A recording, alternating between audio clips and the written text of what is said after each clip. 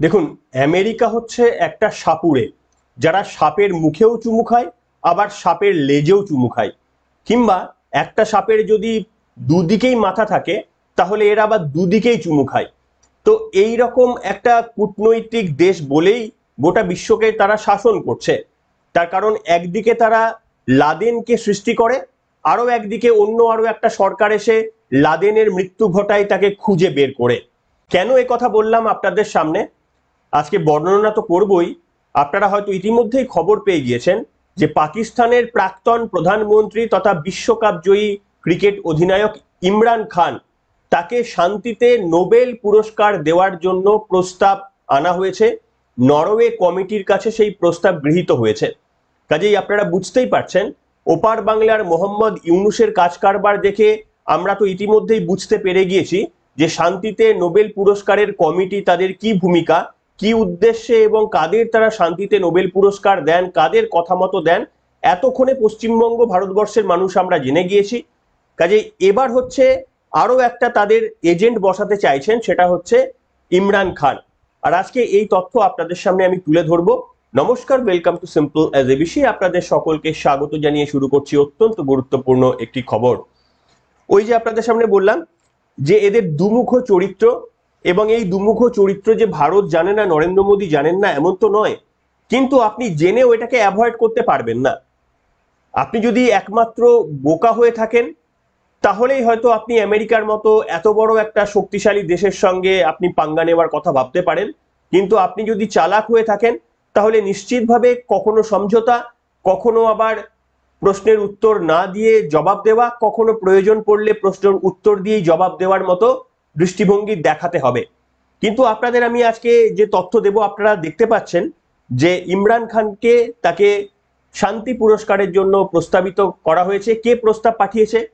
আপনারা জানেন যে এই শান্তিতে নোবেল পুরস্কার বা নোবেল পুরস্কার নরওয়ে থেকে প্রদান করা হয়। নরওয়ের কমিটি রয়েছে, নোবেল কমিটি রয়েছে। সেখানে সুপারিশ কে করেছে? না, যারা সুপারিশ করছে তারা হচ্ছে পাকিস্তান ওয়ার্ল্ড অ্যালায়েন্স।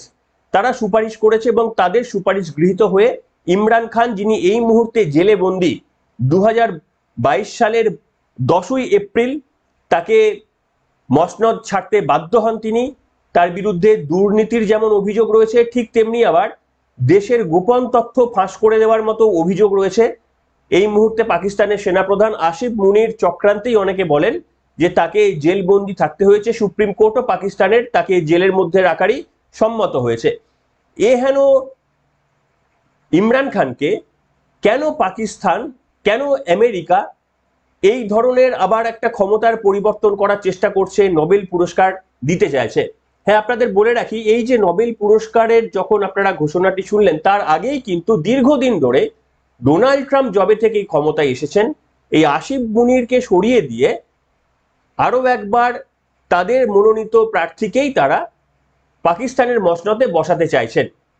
এবং সেই কারণে তারা কি করেছেন, আমেরিকার পার্লামেন্টে ইতিমধ্যেই এই আসিফ মুনিরকে নিয়ে একটা বিল আনা হয়েছে। এবছরেরই 24শে মার্চ সেই বিলটি আমেরিকার পার্লামেন্টে আনা হয়েছিল, যার নাম পাকিস্তান ডেমোক্র্যাট অ্যাক্ট, যেখানে পাকিস্তানের সেনাপ্রধান আসিফ মুনির বিরুদ্ধে নিষেধাজ্ঞা জারি করার বিল প্রস্তাব আনা হয়েছে। তাকে 1 মাস সময় দেওয়া হয়েছে। যদি তিনি এই ইমরান খানকে মুক্তি না দেন, জেল থেকে বন্দি অবস্থায় মুক্তি দিতে না চান, তাহলে তার বিরুদ্ধে আমেরিকায় প্রবেশের নিষেধাজ্ঞা করা হবে বলে পরিষ্কার আমেরিকা জানিয়েছে। শুধু তাই নয়, আমেরিকায় তার বা তার যে সমস্ত আরো নেতৃত্বের সমস্ত সম্পত্তি রয়েছে, সেগুলো পর্যন্ত বাজেয়াপ্ত করা হবে বলে এই বিলের মধ্যে লেখা হয়েছে। অর্থাৎ আরো একবার আমাদের পড়শি দেশ পাকিস্তানের পালা বদলের জন্য সক্রিয় হচ্ছে ডোনাল্ড ট্রাম্প। হাস্যকর কথা কি জানেন, জো বাইডেন যখন ক্ষমতায় ছিলেন, তখন তার সঙ্গে এই ভদ্রলোকের, যিনি এই মুহূর্তে জেলে রয়েছেন, ইমরান খানের, তার সঙ্গে আদায় কাজকলাই সম্পর্ক। কেন না, ডোনাল্ড ট্রাম্পের ক্ষমতায় বসার আগে প্রথমবারের জন্য যখন ট্রাম্প, তার কারণ জো বাইডেনের ক্ষমতায় আসার আগে প্রথমবারের জন্য যখন ডোনাল্ড ট্রাম্প নির্বাচিত হয়েছিলেন, তখনও কিন্তু ইমরান খানের সঙ্গে তার ঘনিষ্ঠতা ছিল।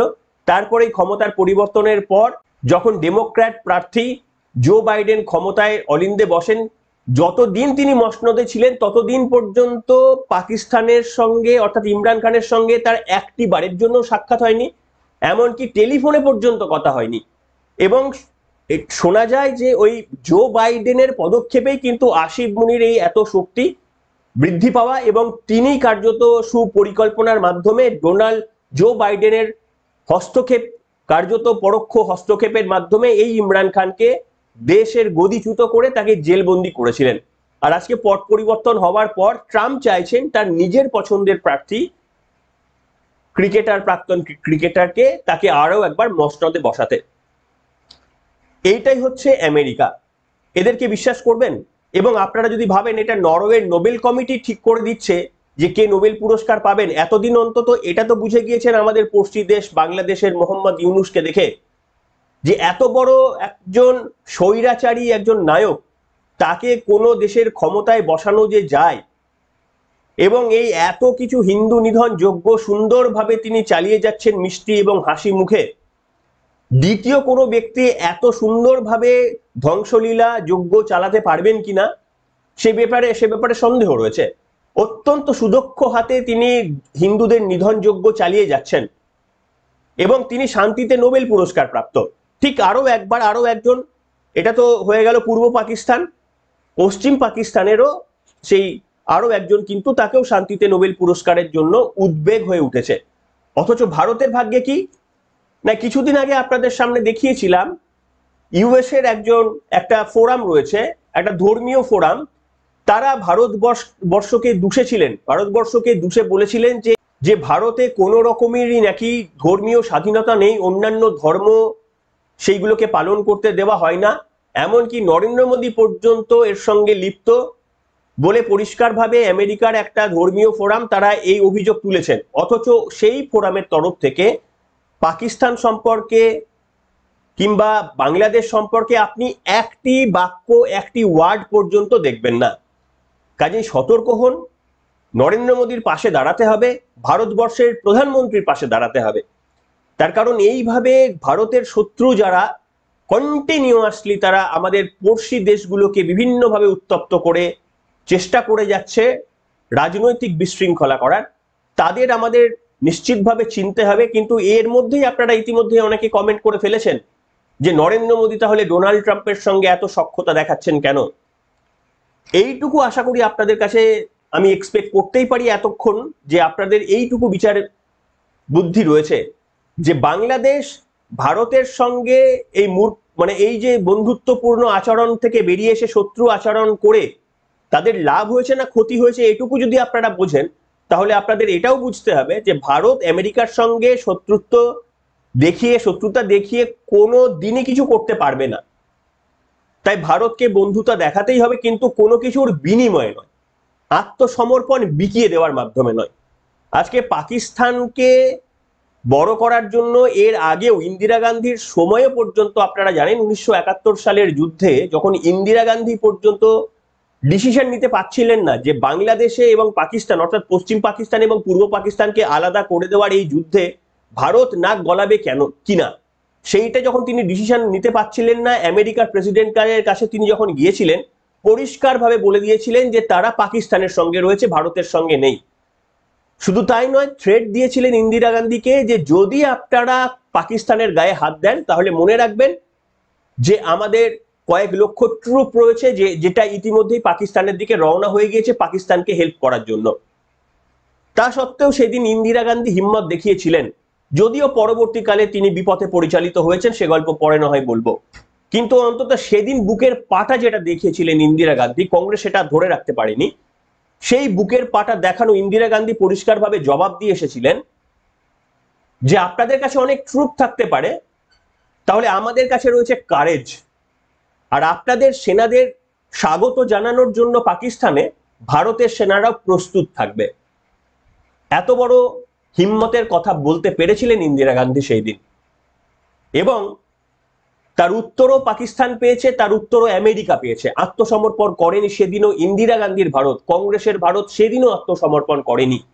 অথচ কি এক অদৃশ্য পরিহাসে যখন কার্যত ভারত এইভাবে ইন্দিরা গান্ধীর একটা অসাধারণ দক্ষতার সাফল্য দেখিয়ে বাংলাদেশকে স্বাধীন ঘোষণা করে দিতে পারলো, পাকিস্তানকে ভেঙে টুকরো করে দিল, তারপরে যে সুবর্ণ সুযোগ ভারতের হাতে এসেছিল পাকিস্তান অকুপাইড কাশ্মীরকে নিজের হস্তগত করে নেওয়া, সেইখানে ইন্দিরা গান্ধী না এগিয়ে হঠাৎ করে সিমলা চুক্তি করে ফেললেন।